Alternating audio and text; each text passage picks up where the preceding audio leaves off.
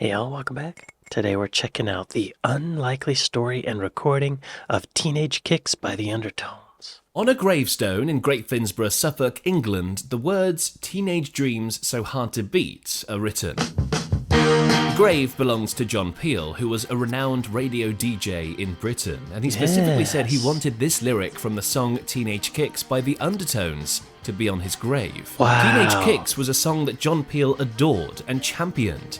And at the end of his funeral service in 2004, it was played as his coffin was carried to its final resting place. Now this was a huge honour from a man who was known for his widely eclectic music taste to put so much investment into one song. Y'all be sure to go to Music Mongoose and like and subscribe. This video was recommended to me by a subscriber named Kate. So if you don't like this video, be sure to blame Kate. Thanks, Kate. So why did the song appeal to not only him, but an entire generation so much? Why did it appeal to Peel? For my American friends, John Peel is like a kingmaker in the British music scene, right? This is a huge deal for him to love this song so much. I don't know the song. I don't think I've ever heard it. And if you love delving into music history like I do, make sure to subscribe to the channel and join our pack. Teenage Kicks was the debut single by the Undertones, a Northern Irish band featuring guitarist and composer John O'Neill, his brother Damien on lead guitar, bassist Michael Bradley, drummer Bill Doherty, and vocalist Fergal Sharkey. The song peaked at number 31 in the UK and it failed to chart in the US. And you might be thinking, well, that's nothing special. But the song has gone on to embody a raw punk energy and a timeless 60s style pop melody. It's a blistering anthem of teen angst, which plays out in 2 minutes and 25 seconds. The Undertones, initially fans of 50s rock and roll and 60s R&B artists, formed in 1975. During a turbulent time in Northern Ireland. Now the band were based in Derry, and at the time Derry was a hotspot for religious conflict and IRA activity, with really high numbers of unemployment. In fact, Fergal Sharkey was the only member of the band to have a job. His job was to deliver TVs. However, their fortune and musical direction would soon change when punk music began to influence the UK in late 1976. Show me on a map. Oh. London, Derry, Derry. London, Derry, Derry. That's quite a bridge. And a clock tower cathedral. Art, river, cathedral. Cathedral, bridge over water. Cathedral with a clock. And a cannon pointed at the church. A monument. Art and a dog. This dog appreciates art. That's a good boy. Church. Roundabout. Oh, there's that bridge. Cathedral. Cathedral. Art. A river. There's that cannon pointed at the church again. What's that about? This church is begging to be blown up with a cannon. It's just begging for it. Okay. Derry. Derry. London, Derry, Derry. Inspired by bands like the Sex Pistols, Buzzcocks, the New York Dolls, the Stooges, and especially the Ramones, the band began rehearsing at the O'Neill brothers' home. They worked on covers to begin with, and then started creating their own guitar-driven songs. That's how you do it. By February 1977, they were playing these songs at Derry's Casbah Club. A few months later, their setlist grew to include Teenage Kicks. This was a song that John wrote in June of that year. Inspired by the fairly simple chord progressions in many of the songs produced by Phil Spector, John O'Neill was likely trying to replicate that familiar pattern with the 3-chord riff in Teenage Kicks.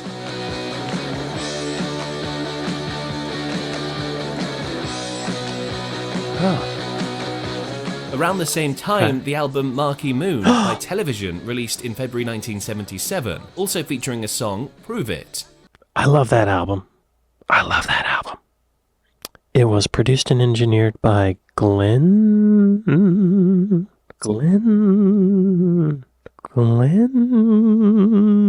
I can't believe I'm forgetting his name. Johns. Glenn Johns. Who also engineered Let It Be by the Beatles and some Rolling Stone stuff. And Led Zeppelin, I think. And Television.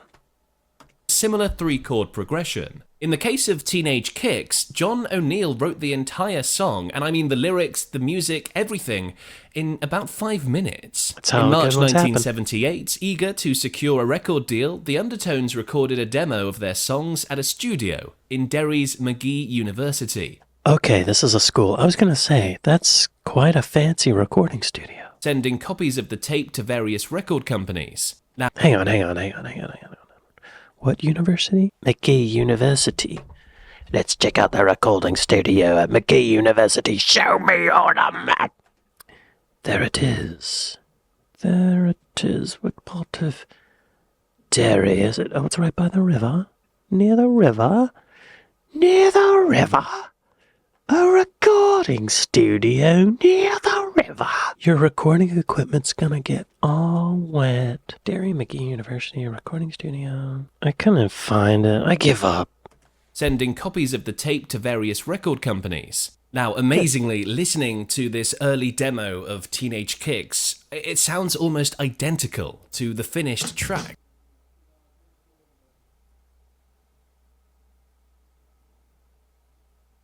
It just sounds That slightly voice. weedier, because they weren't able to turn up the amps as much as they wanted in that university's studio. Okay. So they had to compromise. You see, the recording space was more suited for a solo keyboardist rather than a punk band. Nevertheless, the band pushed ahead, hopeful that despite the less than ideal recording conditions, the song would shine through and reveal their true potential to any record executive willing to Yeah, listen. it's good enough. But they didn't get very far with that. Most record companies didn't respond to them at all, and those that did were a standard rejection letter, beginning with a phrase like, "Dear Hopeful." Hey, a rejection letter's better than no letter, right? At least they were acknowledged. Eventually, a man named Terry Hooley got in touch. He owned a record shop and a small indie label, Good Vibrations, on which he agreed to release an EP. The Undertones entered Wizard Recording Studio in Belfast on Thursday the 15th of June 1978. Wizard Recording Studio? What kind of console is that? I don't recognize it. Show me on a map. Did he say it's in Belfast? Belfast on He sure did. It's kind of... Oh no, that's New York. There's a few recording studios there. It may have been renamed. just one day after performing their first gig in Northern Ireland's capital city. The gig was a Battle of the Bands event promoted by Good Vibrations at Queen University's McMordie Hall, which featured 7 local punk bands. At Wizard, with only a few hours and a very modest budget of £200, the band recorded 4 songs. They wanted to make an EP that harked back to the early 60s, capturing the energy of the Kinks, the Animals, and the Beatles. They wanted to make their own Irish versions of EPs like Live at the Marquee by Eddie and the Hot Rods, or Spiral Scratch by Buzzcocks. That's a good vision. They had a vision for it. They're on their way. Both of which had a significant influence on them. At Wizard, the experience was a complete contrast to the recording studio at McGee University. I mean, they were allowed to turn up their amps for a starter. The 4 songs they chose to record were the ones they had played live most frequently and the ones they felt most confident with. Smart. They were all still buzzing from the gig the night before, and they really put everything they had into this recording session, knowing that it could be the only chance they got. An engineer at the studio by the name of Davy Shannon stepped in to produce the EP. And Davy Shannon had them set up only 6 or 7 feet away from each other, without any divisions. That way he could really hear and see the band and understand their sound a bit better. Shannon wanted to capture the band's raw sound and energy without making the music sound too cluttered. So to avoid having to isolate single instruments, he kept the levels lower, leaning on the guitar's distortion, to make them sound louder than they were. This, coupled with cranking up the gain on their amps, inspired by the Buzzcocks' first album, is what gives the track that proper, raw, energetic live feeling. Despite the tight time constraints, the band treated the session like a demo, but they aimed to make it sound as polished as possible. All 4 songs were tracked in one day. Hang on, what did he say about the gain? Well, it looks like they used a 16-track 2-inch tape.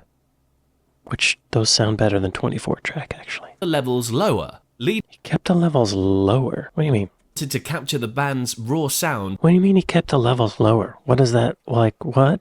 Ooh, there's a Sound on Sound article. Yo, Sound on Sound's a great magazine, and they had these classic tracks, and there's one about Teenage Kicks. Okay. The Soundcraft Series 2 mixer used to record Teenage Kicks. It's a Soundcraft console. I've only used a Soundcraft console as a live console for live shows. I've never used one in the studio. Davey Shannon was very amenable and allowed us to do what we wanted. That's why we had a great time making the record. Then again, while we were pretty tight as a band, the 4 songs we picked were the easiest to play, and we'd been performing them live for quite some time. Wizard housed a new 24-channel 8-output semi-modular Soundcraft Series 2 console that was equipped with Penny and Giles faders, sweepable EQs, 16 ppm meters, and an integral 250 dupe position patch bay. It wasn't a Neve, but it was everything we needed it to be. We added a pair of used Tannoy dual concentric speakers. I love those speakers. The tweeter is inside the woofer, so there's no phase weirdness. A Studer A80 16-track. Told you, 16-track. Studer B62 2-track. Okay. He mic'd up the guitars with a Shure SM57. Pretty standard for guitar. The drums were mic'd with AKG 451s for the hi-hat and overheads, and AKG T12 on the kick, and SM57s on the snare and toms. Pretty typical. Bass amp was mic'd with a 57, and the vocals were recorded with a Neumann U87. Typical stuff. By not recording it loud, we prevented that from happening. They would have had to isolate the instruments. Having some distortion on the guitars made it sound a lot louder than it was. Oh, okay. So they kept the levels low. He means in the room, the guitar amps were quiet, but they just cranked the gain, turned the master volume down so that they sounded louder than they were. If they turned the guitar amps up as loud as they normally would, they would have had to block them off and put gobos around them, baffle them off, maybe put them in an ISO booth. But they kept everybody in the same room, turned the guitars low, but cranked the gain on the guitar amps up so that you could still get the distortion, but the volume was down. That's what they mean. Okay. Despite the tight time constraints, the band treated the session like a demo, but they aimed to make it sound as polished as possible. All 4 songs were tracked in one day, and they ended up on the EP in the same order they were recorded. Only a few retakes were necessary before they had Teenage Kicks down.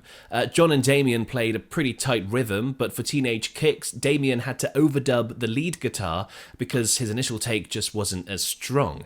And Fergal's vocals was also overdubbed to clean it up, although the original vocal probably could have worked, according to Davey Shannon. Shannon was particularly fond of Fergal's natural vibrato, describing it as a unique quality that set his voice apart. I wanna hold you tight, get teenage kicks right through the night. To maintain clarity, the vocal was kept in the foreground with the kick drum supporting it underneath, but not overpowering it. They also added in hand claps for extra percussion and to keep the upbeat feel, with everyone in the room, including the band's driver, clapping into microphones. The Teenage Kicks EP was mixed just a few days after it was recorded, in a single session. However, not everyone was immediately pleased with the outcome. Despite their best efforts, the band still thought that it sounded too polished in the mix. So later, when they recorded their debut album, they made sure to keep some rough edges in the mix to avoid this happening again. Okay. Good Vibrations released Teenage Kicks on the 31st of August 1978. While it didn't initially make a big impact, Terry Hooley's belief in the song's potential and his efforts on behalf of the band were crucial. You see, Terry went to London to try and get the single picked up by record labels or distributors, but faced rejection from the likes of Rough Trade, CBS and EMI. The key moment came when he handed the single to radio DJ John Peel. If Peel hadn't played it, the band might have broken up, as they were often on the verge of splitting anyway. They even briefly broke up before and after recording Teenage Kicks. Without that John Peel-shaped miracle, the band's story might have ended there. But it turns out, drummer Billy Doherty was the first to make contact with John Peel. You see, Billy would often phone the studios, informing John Peel's show about their upcoming gigs and requesting songs from The Fall to be played on the radio. So because of this, Peel was already semi-aware of the Undertones. Incredibly, obviously smitten with the band and their efforts, Peel played the entire Teenage Kicks EP on his show on the 12th of September. even big. playing the title track twice in a row. I'll tell you what, I've not done this for ages, but I think we ought to hear that again. Hold on a second, just talk among yourselves. When you listen to it this time, those of you who are familiar with the work of Loudon Wainwright, last time I played it, the pig said, "That lead singer sounds like Loudon Wainwright at times." It may sound a bit fanciful, but listen to it again and see what you think. It does sound like Loudon Excuse Wainwright. for playing it twice. A really rare move for a radio DJ. Huh. And a move you probably wouldn't see today in radio. Yeah, you see, no. today in radio, the presenter on the air talking to you, it's very unlikely that he or she have actually picked the tracks. Right. Nowadays, the playlist in a radio show is all chosen by executives and that kind of world. They're all based on focus groups that have been carried out with the public, all designed to keep people listening as long as possible. Or payola. It happens. So it's very rare now that a DJ has actually picked the songs you're hearing on the radio. So that whole era of radio DJs really making or breaking the career of a band is sort of over. John Peel regarded this song as the perfect embodiment of energy, hope, and the celebration of rock and roll youth. He played it regularly throughout his career as a radio DJ. And once John Peel started doing this, record companies were phoning up Damien's parents' house. They were the only ones with a phone. So they received calls from labels like Polydor and EMI.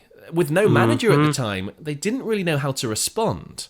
After hearing the track, Seymour Stein, president of Sire Records, sent an employee to Derry, where he saw the Undertones perform at the Casbah Club on the 29th of September. The next day, this employee, named Paul McNally, met with the band at Fergal Sharkey's home. The Undertones signed a 6-album deal with Sire. And Wow. Terry Hooley had a massive Wow. part to play in this success. He really can't be underestimated here.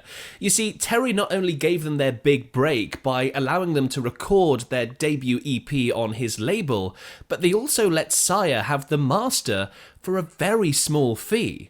This act, though not the best business move, earned even more respect from the band. And the band chose Sire because of their connection to the Ramones, their heroes. And now it was time to negotiate.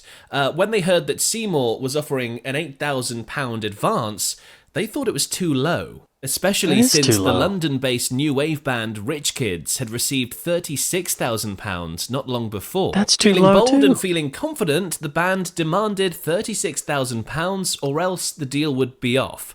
So the band ended up with a compromise, somewhere between 8 and 36 grand, I'm guessing. But the problem is, they didn't understand the meaning of the word recoupable. They thought this advance was theirs to keep forever. That's a common mistake. And the record label wants you to think that. Record label gives you an advance, and then whenever your record starts selling, you don't start making money from the record sales until the record label gets the money they already gave you back from the record sales. You gotta pay it back. Record labels are just banks, loan sharks. They also didn't negotiate the royalty fee, and it turned out to be a really poor deal for the Undertones. With a new sleeve design, Teenage Kicks was re-released by Sire on 13th of October 1978. That is a great logo. That's a great logo. Sorry, moving on. Just 3 days later, the Undertones recorded a Radio 1 Peel session with their DJ mentor, John Peel. And on the 25th, they performed the single On Top of the Pops. Things were moving quickly for the band. It was really exciting, Damien O'Neill later said. I still never got bored of hearing that song. It became an iconic classic. And I think it's those parts where it shifts from major to minor chords that give it such a poppy feel. I can honestly say we never equaled it or captured that same sound. There was a certain chemistry happening, and the bass and drum beat were classic, along with Fergal's amazing vocal delivery. Everything just clicked. Damien also mentioned how people used to call them pure pop, a label that the band hated. I mean, they were trying to be punk, for God's sake. But later he would see the reality.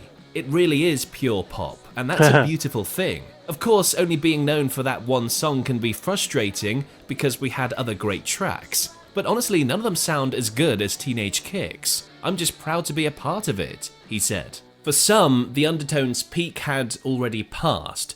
Their next 3 albums, however, maintained a similar level of quality and thematic focus. Hypnotized, the first follow-up, kept the same loose and vibrant sound, featuring tracks like More Songs About Chocolate and Girls and My Perfect Cousin. Their third album, Positive Touch, aimed to slightly broaden their signature 3-chord rock sound. By this time, they had signed with a larger label, EMI. Unfortunately, it seemed the band's finest work might have already been behind them. By 1983, the Undertones were one of the most respected guitar bands in the British Isles, using their music to address social issues and becoming a source of pride for Northern Ireland.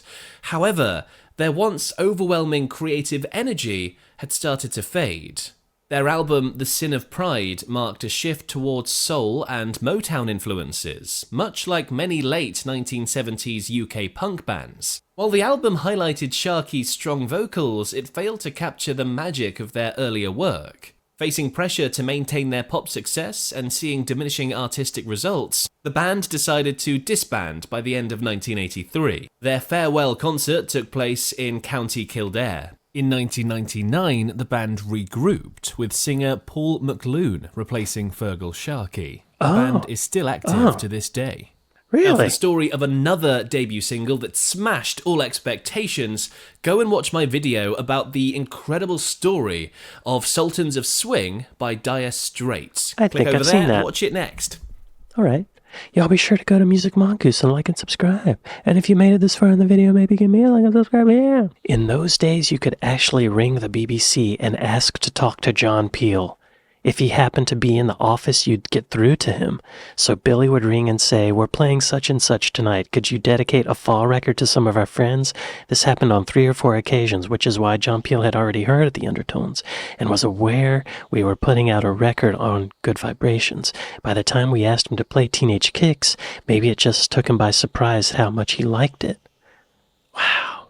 You could just call and talk to him. When John Peel started playing Teenage Kicks regularly, all these record companies began calling my mom and dad's house. It was really, really exciting, Damien O'Neill recalls, and I still don't get bored playing that song. It's become this kind of iconic classic, and I think it's those parts where it goes from major... Oh yeah, they said that. Yeah, I think Music Mongoose may have seen this article too. Let's show me on Apple Music. There they are.